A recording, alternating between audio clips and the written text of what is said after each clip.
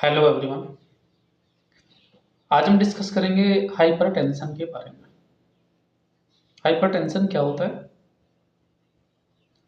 क्यों होता है और क्या क्या चीज़ें इसमें अफेक्ट होती हैं। तो जो हाइपरटेंशन है, हाइपर का मतलब होता है इंक्रीज, एक्सेसिव, और जो टेंशन होता है इसका मतलब होता है प्रेशर। तो इसके अकॉर्डिंग जो वर्ड जो हाइपरटेंशन है, इसका मतलब हुआ कि जो प्रेशर है वो नॉर्मल से ज़्यादा हो जाए।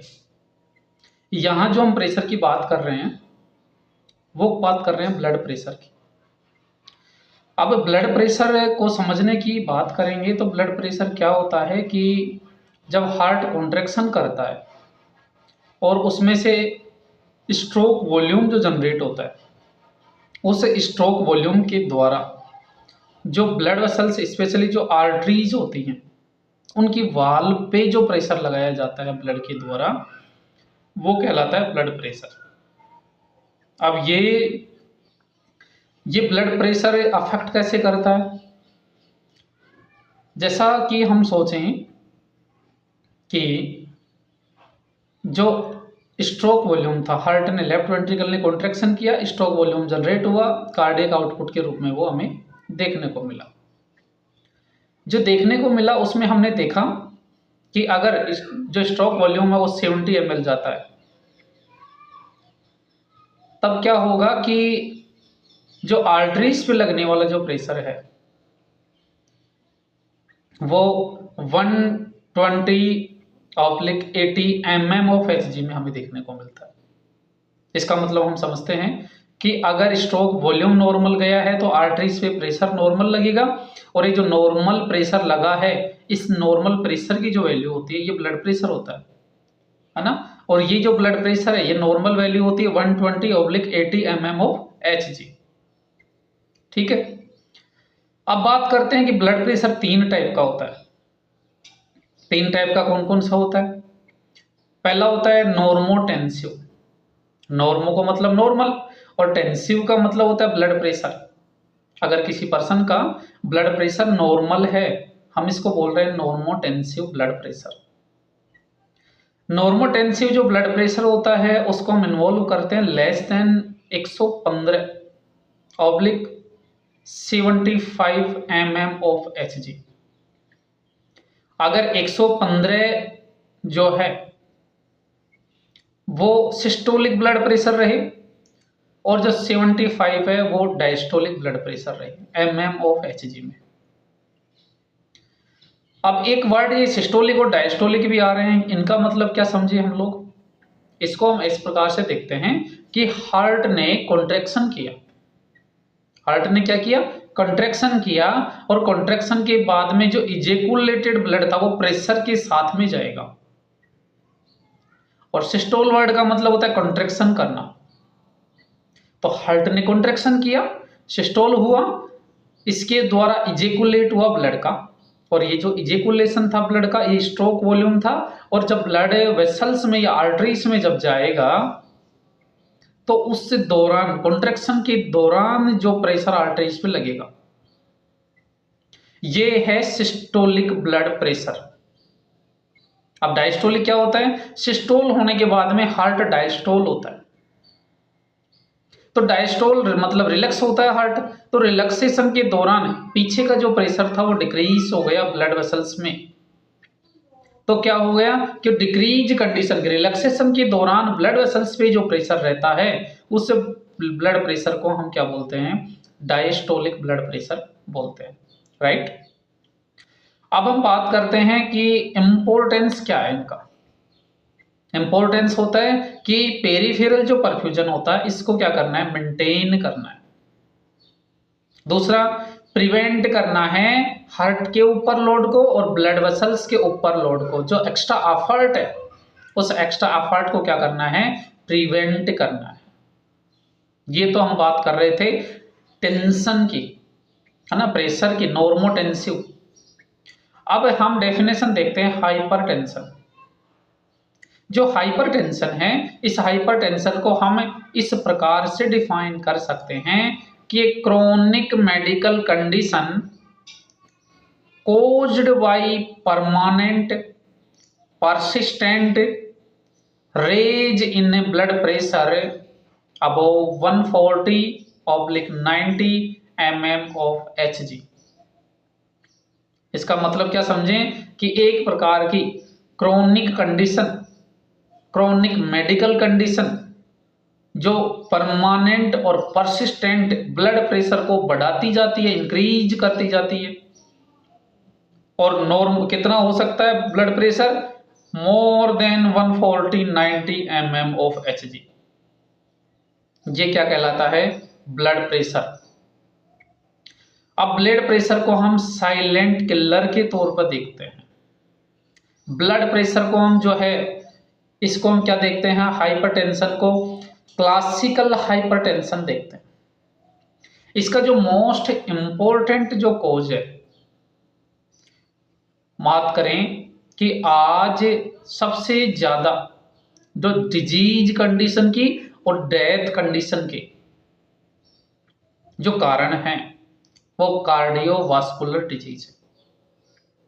और इन सभी कार्डियोवास्कुलर डिजीज के पीछे का जो कोज है वो कोज है हाइपरटेंशन। अब जो हाइपरटेंशन है, इस हाइपरटेंशन को हार्ट को, वेसल्स को, किडनी को, ब्रेन को और आंखों को, ये क्या करता है? इन सभी वाइटल ऑर्गन्स को अफेक्ट करता है। एग्जाम्पल देखें, अगर हार्ट में हाइपरटेंशन जैसा कुछ है तो हार्ट को कैसे अफेक्ट करेगा? हार्ट को अफेक्ट करेगा कि हमने देखा हाइपरटेंशन हुआ, कोरोनरी छोटी जो आर्टरीज हैं वहां पे क्या हुआ? वहां पे फ्रिक्शन हुआ कंटिन्यू हाइपरटेंशन की वजह से। और क्या हुआ? वहां पे फ्रिक्शन की वजह से जो ब्लड वेसल्स थी, इस माइक्रो ब्लड वेसल्स जो हैं उनमें क्या होने वाला है? उनमें होने वाला है फ्रिक्शन होने वाला है, फिर डिपोजिशन होने वाला है फैट का, प्रोटीन्स का या लिपिड्स का या प्लेटलेट्स का, और रिजल्ट में atherosclerosis, ischaemic heart disease, myocardial infarction, CCF. ये हार्ट का कंडीशन हो गया ना। दूसरा क्या है? वेसल्स। वेसल्स को कैसे अफेक्ट करेगा? वेसल्स को भी देखा हमने, जैसे कोरोनरी आर्टरी है या और अदर आर्टरीज है, वहां पे क्या होता है? ये कंटिन्यू क्या करता है? बार बार इरिटेशन करता है, हाई ब्लो करेगा, रप्चर्ड होगी ब्लड वेसल्स की वॉल, इंटीमा लेयर, और जब एंडोथीलियम इंटीमा दोनों लेयर रप्चर्ड होगी और वहां पे डिजीज कंडीशन देखने को मिलेगी, एथेरोस्क्लेरोसिस, थ्रोम्बोसिस, आर्टेरियोस्क्लेरोसिस, जब ब्लड वेसल्स की हम बात कर रहे हैं। और क्या देखने को मिल सकता है हमें? किडनी को कैसे अफेक्ट करेगा? किडनी को देखो अफेक्ट इस प्रकार से करेगा कि किडनी में जो आने वाला ब्लड है वो प्रेशर के साथ में आएगा। तो प्रेशर के साथ में आएगा तो क्या करेगा? ग्लोमेरुलस और फिल्ट्रेशन जो मेम्ब्रेन है वो उसको क्या करेगा? डैमेज करेगा। और डैमेज करेगा तो क्या होने वाला है? फिल्ट्रेशन अफेक्ट होगा, किडनी फेलियर जैसी कंडीशन अपने को देखने को मिलेगी। इसके अलावा ब्रेन को इस प्रकार से अफेक्ट करता है कि अगर हाइपरटेंशन जैसी कोई कंडीशन रहती है तो क्या होगा? देखने को ये मिलने वाला है हमें इस्चेमिक जो जो डिजीज थी, इस जिसको हम बोलते हैं स्ट्रोक जैसी कोई कंडीशन मिलेगी हमें। स्ट्रोक से क्या होगा?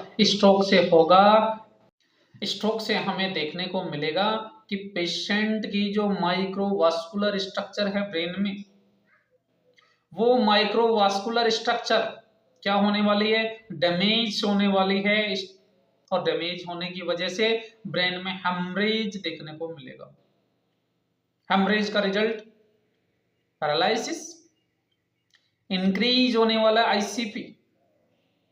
तो ये चीजें जो है अपने को देखने को मिल सकती हैं किसी भी पेशेंट में जिस पेशेंट में हाइपरटेंशन होता है। अब आंखों को किस प्रकार से अफेक्ट करता है?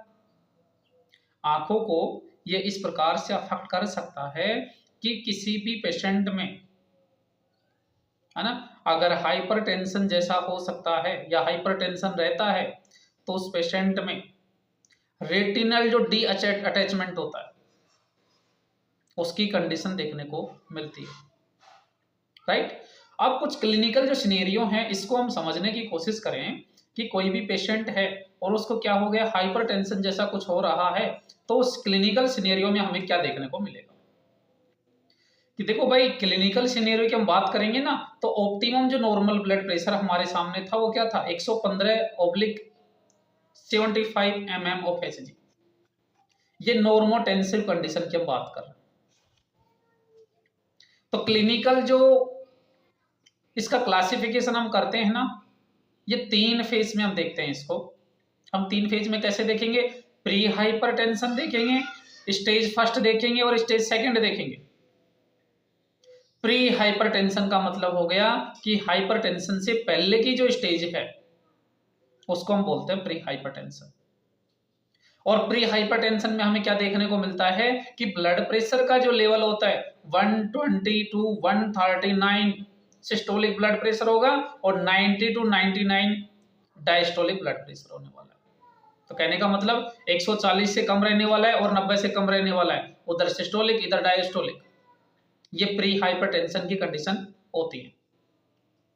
अब स्टेज फर्स्ट की हम बात करेंगे तो क्या होगा कि स्टेज फर्स्ट में हमें देखने को मिलेगा कि किसी भी पेशेंट में 140 mm ऑफ Hg से ज्यादा और 159 mm ऑफ Hg से कम सिस्टोलिक और 90 to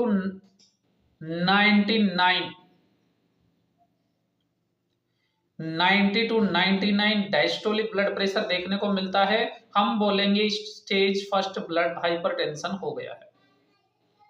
स्टेज सेकंड हाइपरटेंशन में क्या देखने को मिलेगा कि more than 160 mm of Hg systolic और more than 100 mm of Hg diastolic blood pressure हमें देखने को मिलेगा। ये जो क्लासिफिकेशन है ये according to joint national commission है ना, ये गवर्नमेंट ऑफ इंडिया के द्वारा दिया गया क्लासिफिकेशन है। दूसरा क्लासिफिकेशन हम देखते हैं according to American heart Association 2017। American heart association के द्वारा जो हाइपरटेंशन का जो क्लिनिकल जो क्लासिफिकेशन था उसको हम देखेंगे तो नॉर्मल जो है, नॉर्मोटेंसिव जो ब्लड प्रेशर है वो सेम है 115/75 mm ऑफ Hg।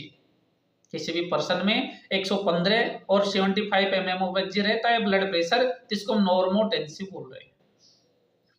और क्या होने वाला है, अगर एलिवेटेड बढ़ा हुआ ब्लड प्रेशर है तो उसको हम कैसे देखेंगे कि 120 to 129 सिस्टोलिक ब्लड प्रेशर और less than 80 diastolic blood pressure है तो ये बढ़ा हुआ ब्लड प्रेशर है, एलिवेटेड हाइपरटेंशन। अब बात करें स्टेज फर्स्ट की, स्टेज फर्स्ट में 130 to 139 ये सिस्टोलिक ब्लड प्रेशर रहने वाला है। डायस्टोलिक होगा 80 to 89 जो mm ऑफ Hg है, ये डायस्टोलिक ब्लड प्रेशर रहने वाला है। इसमें स्टेज फर्स्ट में किसके अकॉर्डिंग, अमेरिकन हार्ट एसोसिएशन के अकॉर्डिंग। स्टेज सेकंड में हमें क्या देखने को मिलेगा कि मोर देन 140 140 से ज्यादा सिस्टोलिक ब्लड प्रेशर और more then 90 mm of Hg से ज्यादा डायस्टोलिक ब्लड प्रेशर देखने को मिलेगा। ये क्लासिफिकेशन थे किसी भी पेशेंट में, जिस पेशेंट में क्या देखने को हमें मिल रहा है कि जिस पेशेंट में हाइपरटेंशन देखने को मिल रहा है according to government of India. Pre hypertension, hyper stage first और stage second American heart association के द्वारा नॉर्मोटेंसिव है, एलिवेटिव है, स्टेज फर्स्ट है और स्टेज सेकंड है। ये चीजें अपने को देखने को मिल रही है। और क्या देखने को मिल सकता है, एक टाइप होता है हाइपरटेंशन का व्हाइट कोट हाइपरटेंशन। ये व्हाइट कोट हाइपरटेंशन क्या, देखो ऐसा समझेंगे कि पेशेंट जब घर पे रहता है ना या हॉस्पिटल से बाहर रहता है तो पेशेंट का ब्लड प्रेशर नॉर्मल रहता है, लेकिन जैसे ही वो डॉक्टर या नर्सेज को देखता है या व्हाइट कोट को देखता है तो क्या होता है कि स्ट्रेस या किसी भी कंडीशन की वजह से ट्रांसिएंट्स क्या होता है उसका इंक्रीज होता है ब्लड प्रेशर।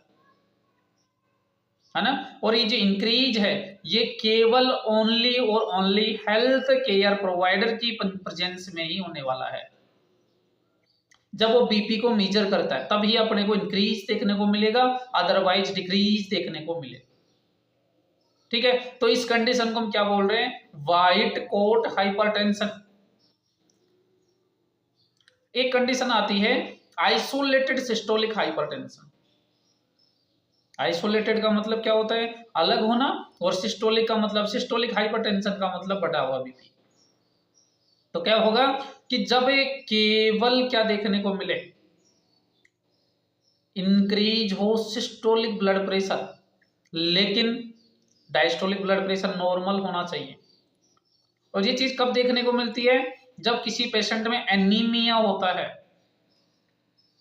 हाइपरथायरॉयडिज्म होता है, इंक्रीज आईसीपी होता है ना। अगर ये सब कंडीशन है तो उस पेशेंट में हम बोलेंगे आइसोलेटेड सिस्टोलिक हाइपरटेंशन। कौन कौन सी कंडीशन होने वाली है भाई, एनीमिया होगा, पहली कंडीशन है। दूसरी कंडीशन है हाइपरथायरॉयडिज्म है। तीसरी कंडीशन है इंक्रीज है आईसीपी। चौथी कंडीशन है आरोटिक रीजनरेशन, आरोटिक रिगर्जिटेशन। ये कंडीशन है आइसोलेटेड सिस्टोलिक हाइपरटेंशन। दूसरा है आइसोलेटेड डायस्टोलिक हाइपरटेंशन। ये क्या है, देखो किसी भी कंडीशन की वजह से क्या होने वाला है, केवल डायस्टोलिक ब्लड प्रेशर इंक्रीज होता है ना। और डायस्टोलिक ब्लड प्रेशर इंक्रीज होता है तो सिस्टोलिक नॉर्मल रहने वाला है। तो अपने को क्या देखने को मिलेगा, हमें देखने को मिलेगा कि इस प्रकार की बीमारियां जिसमें सिस्टेमिक एथेरोस्क्लेरोसिस होता है, क्या हो सकता है, सिस्टेमिक एथेरोस्क्लेरोसिस होता है, तो उस कंडीशन में हमें देखने को मिलेगा आइसोलेटेड डायस्टोलिक हाइपरटेंशन। ठीक है, अब हम लोग बात करें तो जो सिग्निफिकेंट जो क्लासिकल क्लासिफिकेशन है इटियोलॉजी के बेस पे, ये दो प्रकार का होता है, प्राइमरी हाइपरटेंशन और दूसरा होता है सेकेंडरी हाइपरटेंशन। ठीक है, प्राइमरी हाइपरटेंशन हम किसको बोलते हैं कि कोई ऐसा ब्लड प्रेशर जो बिना किसी कारण के बढ़ रहा है ना, जिसका कारण आइडियोपैथिक हो सकता है ना। इटियोलॉजी जिसकी आइडियोपैथिक होगी, अननोन इडियोपैथी होगी, अननोन इडियोलॉजी होगी। तो ऐसी कंडीशन में हमें क्या देखने को मिलेगा, हमें देखने को मिलेगा कि जो ब्लड प्रेशर है वो अपने आप बढ़ रहा है। और ये चीज मेजोरिटी जो पीपल्स है 90% इंडिविजुअल, ये कॉमनली पाया जाता है, यूजुअली पाया जाता है, टिपिकल हाइपरटेंशन होता है और क्लासिकल हाइपरटेंशन होता है। इसी को हम इसेंशियल हाइपरटेंशन बोलते हैं और ये मोस्ट कॉमन पाया जाता है अडल्ट्स में। तो प्राइमरी को हम कैसे समझे, ऐसे समझेंगे कि बिना किसी कारण के, है ना, जिसकी इटियोलॉजी क्या हो, आइडियोपैथिक या अननोन हो, अगर इस प्रकार का अडल्ट्स में पाया जाने वाला क्लासिकल और टिपिकल जो हाइपरटेंशन है वो क्या कहलाता है, प्राइमरी हाइपरटेंशन कहलाता है। राइट, दूसरा हम बात करते हैं सेकेंडरी हाइपरटेंशन। सेकेंडरी जो हाइपरटेंशन है उसको हम इस प्रकार से कि किसी भी डिजीज कंडीशन की वजह से, किसी भी बीमारी की वजह से या किसी भी कारण की वजह से, ड्यू टू एनी कोज, अगर ब्लड प्रेशर इंक्रीज होता है तो हम उसको सेकेंडरी हाइपरटेंशन बोलते हैं। एग्जाम्पल के लिए, अगर किसी पर्सन में रीनल क्या होता है, किडनी फेलियर हो जाए, है ना, अगर किसी पेशेंट में पाइलोनेफ्राइटिस हो जाए, क्रोनिक ग्लोमेरुलोनेफ्राइटिस हो जाए, नेफ्रोपैथी हो जाए, तो क्या होने वाला है, यूरिन डिक्रीज होने वाला है, ब्लड का जो वॉल्यूम है वो इंक्रीज होने वाला है और ब्लड प्रेशर जो है जो इंक्रीज होने वाला है। तो इस प्रकार का जो हाइपरटेंशन है वो हमें मोस्टली देखने को मिलता है बच्चों में less than 12 years of age, 12 साल से कम ईयर्स के जो बच्चे हैं उनमें हमें क्या देखने को मिलता है, सेकेंडरी हाइपरटेंशन। क्यों? क्योंकि किसी ना किसी डिजीज कंडीशन की वजह से क्या होने वाला है, वहां पे ब्लड प्रेशर रेज होने वाला है ना। रीनल वास्कुलर कोज इसके पीछे हो सकते हैं, किडनी फेल्योर उसके बाद पीछे हो सकता है, एंडोक्राइनल कोज हो सकते हैं। एंडोक्राइन में क्या होगा, हाइपरथायरॉयडिज्म हो सकता है, T3 T4 का लेवल बढ़ेगा, है ना। बेसल मेटाबॉलिक रेट बढ़ेगी, हार्ट रेट बढ़ेगी और ब्लड प्रेशर बढ़ने वाला है। ठीक है, अगर ऐसी कंडीशन अपने को देखने को मिलती है तो हम क्या बोलेंगे इसको, सेकेंडरी हाइपरटेंशन। और क्या कारण हो सकते हैं इसके, और कारण हो सकते हैं भाई, न्यूरोलॉजिकल कंडीशन हो सकता है। न्यूरोलॉजिकल कंडीशन में किसी कारण से हेड इंजरी हुई पेशेंट को, और हेड इंजरी हुई तो क्या हुआ, पेशेंट का आईसीपी बढ़ा, और आईसीपी हुआ तो आइसोलेटेड सिस्टोलिक हाइपरटेंशन। दूसरी क्या कंडीशन देखेंगे, ब्रेन ट्यूमर हुई, सेरिब्रोवास्कुलर एक्सीडेंट हुई, एंसेफेलाइटिस हुआ, मेनिंजाइटिस हुआ, तो क्या होगा, इंक्रीज आईसीपी होने वाला है, ब्रेन का परफ्यूजन डिक्रीज होने वाला है, कंपनसेशन होने वाला है, बीपी इंक्रीज होने वाली है।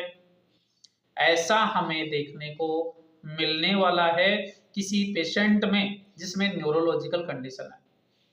ये कंपनसेटरी अपने को हाइपरटेंशन देखने को मिल सकता है किसी में जिनमें ये सब हो रखा है। एक होता है भाई टायरामाइन जो कंटेनिंग जो डाइट होती है ना।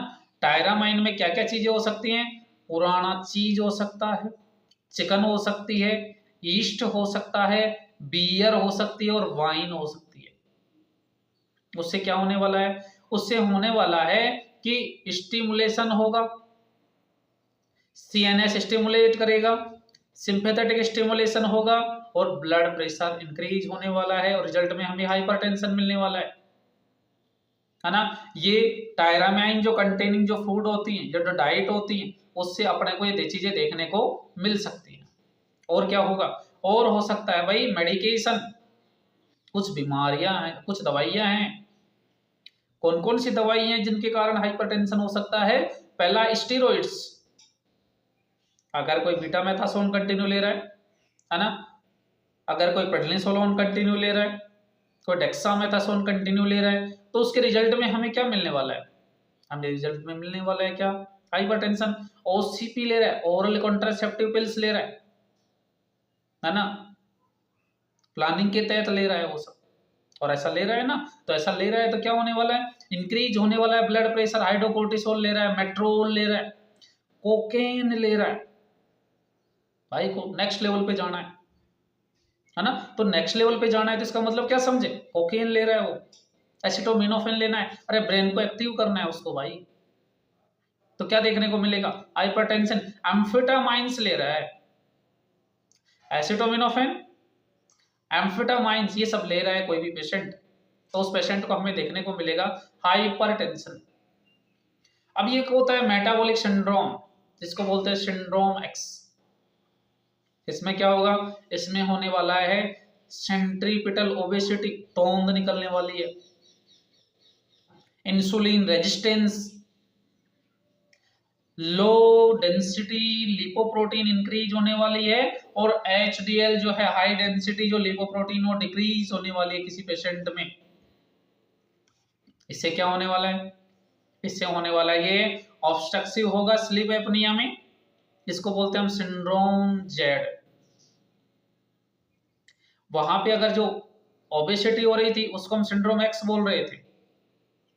अगर इन सब के कारण पेशेंट को स्लिप या एपनिया जैसी कंडीशंस देखने को मिल रही है, उसको हम सिंड्रोम जेड बोल रहे हैं। रिस्क फैक्टर्स क्या हो सकते हैं भाई प्राइमरी हाइपरटेंशन के, रिस्क फैक्टर का मतलब जिनके कारण भी हो सकता है ना। तो इस रिस्क फैक्टर का कारण ऐसा समझें कि किसी भी पेशेंट की फैमिली हिस्ट्री हो सकती है, जेनेटिक मेकअप हो सकता है, कोई ऐसा जीनोम हो, कोई जीन ऐसा हो जो रिस्पॉन्सिबल है किसके लिए, इंक्रीज हाइपरटेंशन के लिए। एज हो सकता है, इंक्रीज एज लीड्स करता है किसको, हाइपरटेंशन को। सेक्स हो सकता है, मेल्स में इंक्रीज होता है नॉर्मली ब्लड प्रेशर। रेस हो सकती है, जाति, ये बात हम पहले कर चुके हैं कि जो अमेरिकन होते हैं है ना। अमेरिकन्स में हाइपरटेंशन की जो प्रॉब्लम होती है वो मैक्सिमम पाई जाती है ना। और दूसरी बात हम क्या करेंगे, दूसरी बात हम करेंगे कि जो एशियंस लोग हैं उन एशियंस में सेंट्रिपिटल ओबेसिटी पाई जाती है। तो हमने क्या देखा, हमने देखा कि किसी भी पेशेंट में जिसमें क्या होने वाला है, पेशेंट में अगर हाइपरटेंशन हो रहा है और अमेरिकन है तो इसका कारण क्या है कि वो रेशियल कारण है।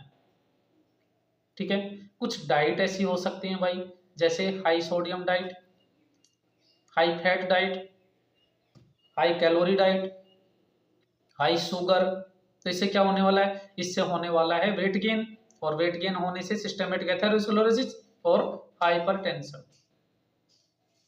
ठीक है, और क्या हो सकता है, और हो सकता है fried packed processed food, sedentary life style हो सकती है कि भाई सो रहा है, मस्त तरीके से सो रहा है, 9 बजे तक सो रहा है, काम नहीं कर रहा। डिमिनिश्ड एक्टिविटी हो सकती है, हाइपरग्लाइसीमिया हो सकता है पेशेंट को, डायबिटीज मेलाइटस हो सकता है, वेट गेन होगा, बीपी बढ़ेगी, हाइपरटेंशन होगा। और क्या हो सकता है, हाइपरलिपिडीमिया हो सकता है, इंक्रीज लेवल होने वाला है ना लिपिड का, तो ये भी कारण हो सकता है। स्मोकिंग, निकोटीन, बीड़ीबाज, है ना, वो होने वाला, उधर एथेरोस्क्लेरोसिस हो जाएगा, हाइपरटेंशन हो जाएगा पेशेंट को। एल्कोहल से हो सकता है, मोर देन 30% होगा ना, तो हो सकता है उसको। स्ट्रेस और पर्सनैलिटी, ये हम देख चुके हैं, स्ट्रेस मतलब बार बार स्टिमुलेशन, हाइपरटेंशन। पर्सनैलिटी अग्रेसिव, बार बार अग्रेसिव हो रहा है, हाइपरटेंशन हो रहा है। अब बात करें कुछ रेशियल के कारण इंडियंस में हो सकते हैं। एक होता है फॉल्टी जीन्स, फॉल्टी जीन बहुत ज्यादा प्रोन करता है किसमें, हाइपरटेंशन में, और ये इन्फ्लुएंस करता है एथेरोस्क्लेरोसिस को कोज करने में, रास को एक्टिवेट करने में, आर्टेरियोस्क्लेरोसिस को कोज करने में, और वेसल्स स्पेशली एंडोथेलियम है उसको अफेक्ट करने में। तो मेल या फीमेल की बात करें तो सेक्स में क्या होगा, मेल या फीमेल होगा, एंड्रोजन, टेस्टोस्टेरोन, हाइपरटेंशन। जितना ज्यादा मस्कुलाइन बॉडी होगी उतना ज्यादा हाइपरटेंशन का चांस बढ़ेगा। तो लेस प्रोन किसमें है, फीमेल्स में, due to decrease sex hormone. तो पोस्ट मेनोपॉजियल जो फीमेल्स होती हैं ज्यादा प्रोन होती हैं किसके लिए, ये होती हैं हाइपरटेंशन के लिए। कुछ क्लिनिकल सिनेरियो देख लें हम इसका। देखो क्लिनिकल सिनेरियो में क्या देखेंगे हम कि ब्लड प्रेशर कितना है, ब्लड प्रेशर ड्यूरेशन कब से है, ब्लड प्रेशर किस टाइप का है, इसके पीछे का रिस्क फैक्टर क्या है, और कॉज क्या है। तो फिर और क्या होगा, और ये होगा कि भाई टारगेट जो ऑर्गन है उस टारगेट ऑर्गन्स को कितना इन्फ्लुएंस करेगा, और जितना इन्फ्लुएंस करेगा ना, जितना प्रभावित करेगा, वही तो साइन सिम्टम प्रोड्यूस होने वाले हैं। जैसे कौन कौन से ऑर्गन्स को अफेक्ट करता है भाई, किडनी को करेगा, ब्रेन को करेगा, हार्ट को करेगा, आंखों को करेगा, और वेसल्स को करेगा। टारगेट ऑर्गन कौन कौन से हैं हाइपरटेंशन के, जैसे हार्ट हो गया, ब्रेन हो गई, किडनी हो गई, आंखें हो गई, और ब्लड वेसल्स हो गई। तो रेंडमली जो कोज हैं, जो रेंडमली जो कोज होते हैं उसमें जो एसिम्प्टोमेटिक जो कंडीशन है, एसिम्प्टोमेटिक कंडीशन में बेसिकली किसी भी एरिया को अफेक्ट नहीं करते। दूसरा क्या है, नॉन स्पेसिफिक। नॉन स्पेसिफिक का मतलब है ऐसा समझे कि हेडेक होने वाला है पेशेंट को, पहला क्लिनिकल मैनिफेस्टेशन, बहुत ज्यादा जो पेशेंट है वो क्या है, एसिम्प्टोमेटिक होते हैं। तो दूसरा हम क्या समझेंगे कि उनमें सिम्टम्स देखने को नहीं मिलते। ठीक है, दूसरा है नॉन स्पेसिफिक, जैसे मॉर्निंग में उठते ही सिर में दर्द हो रहा है, बढ़ता जा रहा है ना, चलने पे बढ़ रहा है, ऑन ऑफ हो रहा है, कभी बंद हो गया, कभी हो पीछे हो गया। दूसरा क्या हो सकता है, ऑक्सीपिटल में हेडेक, ये बात बहुत इंपॉर्टेंट है। ऑक्सीपिटल में अगर पीछे की साइड में किसी पेशेंट को दर्द होता है ना सर में, तो ये इंडिकेट करता है कि पेशेंट को हाइपरटेंशन की वजह से हो रहा है। क्या होगा, कैसे होगा, इंक्रीज होगा ब्लड प्रेशर, इसके पीछे की वो देख ले फिजियोलॉजी, इंक्रीज होने वाला है ब्लड प्रेशर। तो प्रेशर जब इंक्रीज होगा तो सर्कुलेशन क्या होगा चैनल्स में, प्रेशर इंक्रीज होने वाला है, और उसके रिजल्ट में हमें क्या मिलेगा, ऑक्सीपिटल हेडेक। ठीक है। और क्या हो सकता है भाई, और हो सकता है लाइट हेडेडनेस, डिजीनेस, गिड्डीनेस, इंसोम्निया, नींद नहीं आएगी एंजाइटी से। और क्या होगा, इरिटेबिलिटी हो सकता है, चिड़चिड़ापन, एंगर हो सकता है, अग्रेशन हो सकता है, एपिस्टैक्सिस हो सकता है, टिनीटस हो सकता है, डिमनीस हो सकता है, विजन, फटीग हो सकता है और वीकनेस हो सकता है, एक्टिविटी इंटॉलरेंस हो सकता है उस पेशेंट को। और क्या होगा स्पेसिफिक में हम देखें ना, जो टारगेट ऑर्गन है वो इन्वॉल्व हो रहे हैं, तो जो ऑर्गन जो सिस्टमेटिक जो अफेक्ट है वो हमें देखने को मिलता है। ऑर्गन्स के हिसाब से हमें, इन्वॉल्वमेंट के हिसाब से हमें कॉम्प्लिकेशंस देखने को मिलते हैं, उसके हिसाब से हमें साइन सिम्टम्स देखने को मिलते हैं। तो हम जैसे हार्ट की बात करेंगे ना, कि जो हाइपरटेंशन है वो हार्ट को कैसे अफेक्ट कर रहा है, तो पहला है coronary artery disease, angina pectoris, myocardial infarction और कंजेस्टिव कार्डियक फेल्योर, ऐसे करता है भाई हार्ट को। ब्रेन को कैसे करेगा, ट्रांसिएंट इस्केमिक अटैक, TIA होने वाला है, CVA होने वाला है, सेरिब्रोवास्कुलर एक्सीडेंट, और क्या होने वाला है, ब्रेन अटैक होने वाला है। उसके रिजल्ट में क्या मिलेगा, उसके मिलेगा अल्टर्ड लेवल ऑफ कॉन्शियसनेस, ठीक है, arm weakness, slurred speech, Altered level of vision, और क्या मिलेगा, फेशियल पैरालिसिस, और बॉडी पूरी पैरालिसिस भी हो सकती है इसमें। और क्या देखने को मिल सकता है, और भाई किडनी क्या अफेक्ट होगी, किडनी में रीनल फेल्योर हो गया, और रीनल फेल्योर हो गया तो एन्यूरिया, ठीक है, एन्यूरिया हो सकता है, ओलिगोयूरिया हो सकता है। और आंखों में देखने को मिलेगा हमें डिमनिस ऑफ विजन, दिखाई नहीं देगा, अल्टर्ड हो जाएगा, लॉस हो सकता है पूरा कंप्लीटली विजन का, ये आंखों का देखने का मिल सकता है। अब बात करते हैं डायग्नोसिस इवैल्यूएशन, क्या करेंगे इन्वेस्टिगेशन में भाई, क्यों करते हैं हम लोग, कॉज को, कंडीशन को और कॉम्प्लिकेशंस को हमें असेस करना है किसी भी पेशेंट में। तो उसके लिए हम क्या करेंगे, उसके लिए हम डायग्नोसिस करेंगे, है ना। और ये जो डायग्नोसिस होता है इसमें क्या करते हैं, सबसे पहले हम हिस्ट्री को कलेक्शन करते हैं। हिस्ट्री में हम क्या देखेंगे कि भाई हम असेस करेंगे कि किस कारण से हुआ, हम ऐसा पूछेंगे कि भाई ये चीजें कब से हो रही है ना। हम सोचेंगे कि वो बताए पिछले 6 महीनों में धीरे धीरे ये चीजें शुरू हुई हैं और ऐसे ऐसे करके ये सिम्टम्स मेरे को आने लगे हैं। तो हम पूछेंगे कि सबसे पहले क्या हुआ था, तो वो बताएगा कि ऐसे ऐसे हुआ था, मेरे को नींद नहीं आई थी, हाइपरटेंशन, कुछ ऐसा बताएगा कि जहां से हमें लगेगा कि ये कारण इसके पीछे का हो सकता है ना, या ये रिस्क फैक्टर इसके पीछे का हो सकता है। तो ऐसा हम समझेंगे कि कोज को, रिस्क फैक्टर को और प्रिसिपिटेट आर को, 3 चीजों को हमें असेस करना है। तो हम क्या करना है, हिस्ट्री कलेक्शन करना है, सिस्टमेटिक हिस्ट्री कलेक्शन करना है, प्रेजेंट और पास्ट जो मेडिकल हिस्ट्री है वो उसको, जो सिम्टम्स है उसको, ये सारी चीजें हमें असेस पूछना है किसी पेशेंट से या रिलेटिव से हिस्ट्री कलेक्शन में। और क्या करेंगे, सिस्टमेटिक फिजिकल एग्जामिनेशन। देखो 2 चीजें हमने देख लिया है, कोज देख लिया, रिस्क फैक्टर देख लिया, है ना, और प्रेसिपिटेटर देख लिया। अब क्या करेंगे, अब करेंगे हम फिजिकल सिस्टमिक एग्जामिनेशन। तो इसमें क्या देखने को मिलेगा, इसमें देखने को मिलेगा हमें पेशेंट की रियल जो वास्तविक कंडीशन है, जैसे जैसे मान लो कि जो भी ऑर्गन अफेक्ट हो रहा है, जो भी वाइटल्स अफेक्ट हो रहे हैं, वो सारी चीजें हमें फिजिकल एग्जामिनेशन में क्या हो जाएगा, असेस हो जाएगा।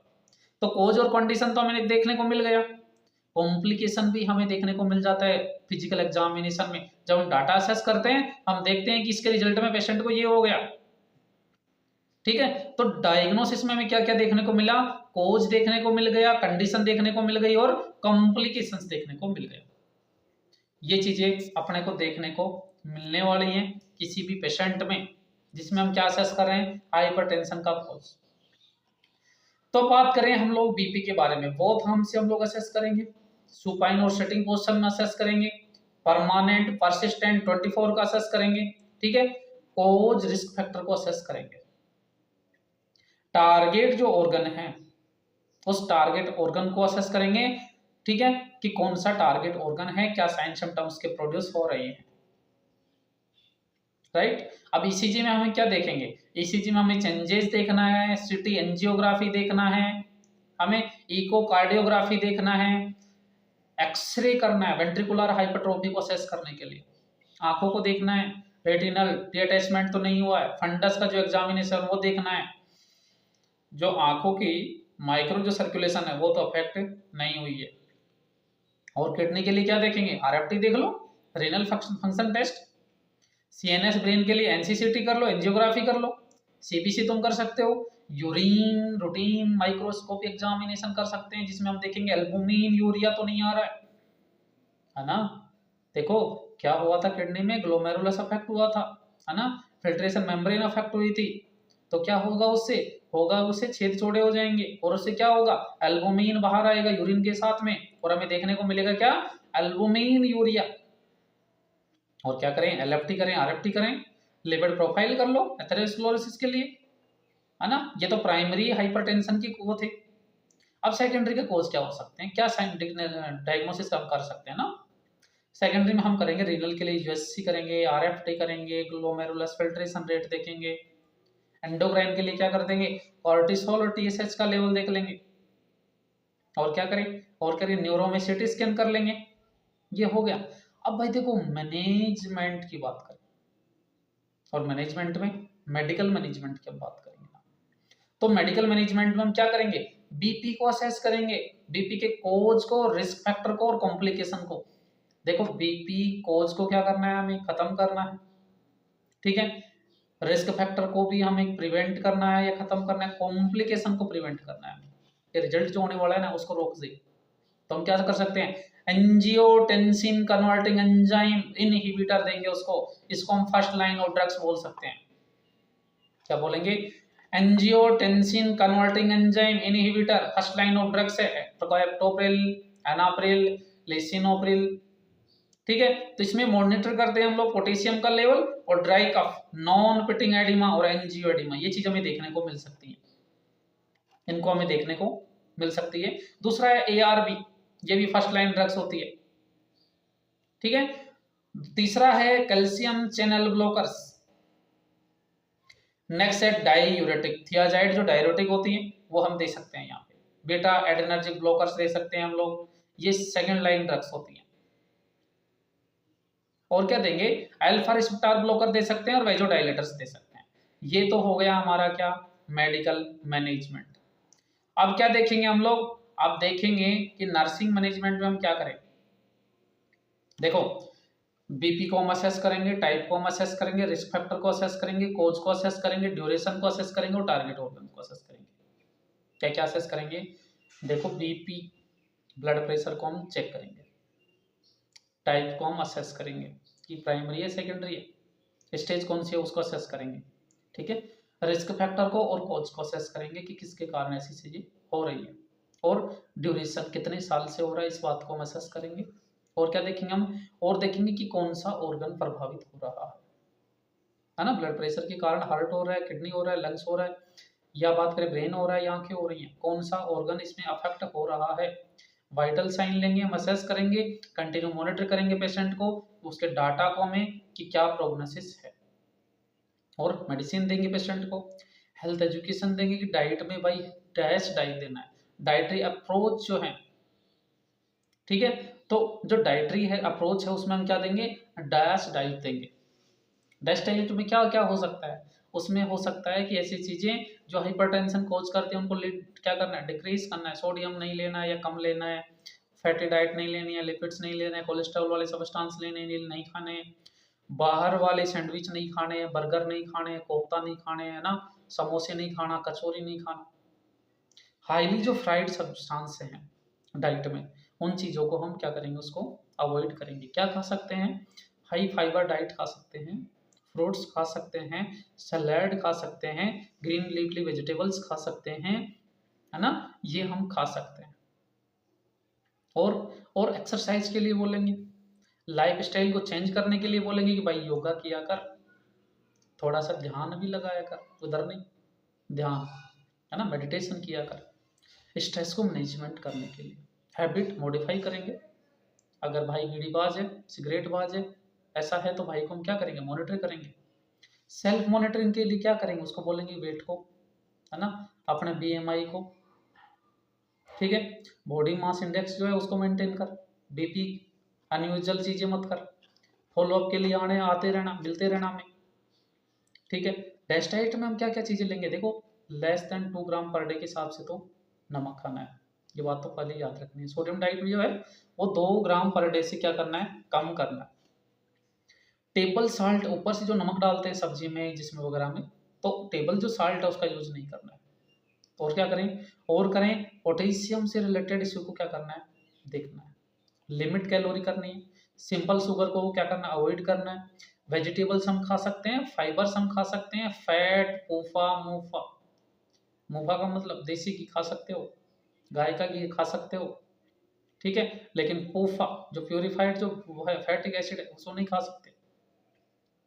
और क्या कर सकते हैं, ट्रांस फैट नहीं खाएंगे, ओलिव ऑयल खा सकते हो। एक्सरसाइज करना है 45 मिनट, ब्रिस्क वॉक, चलना है, धीरे धीरे चलना है, दौड़ के नहीं चलना है। ये नर्सिंग कंसर्न है जिस पेशेंट को हाइपरटेंशन है, ठीक है, ऐसा हम कर सकते हैं, ठीक है।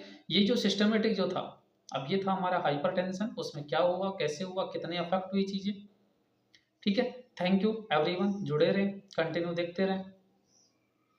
हमारे टेलीग्राम चैनल है उससे भी आप जुड़ सकते हैं, आपको नोट्स का पीडीएफ उससे टेलीग्राम चैनल में मिल जाएगा। दिक्कत होगा तो आप डायरेक्ट भी कांटेक्ट कर सकते हैं, ऐसा कोई बात नहीं है, ठीक है। Thank you.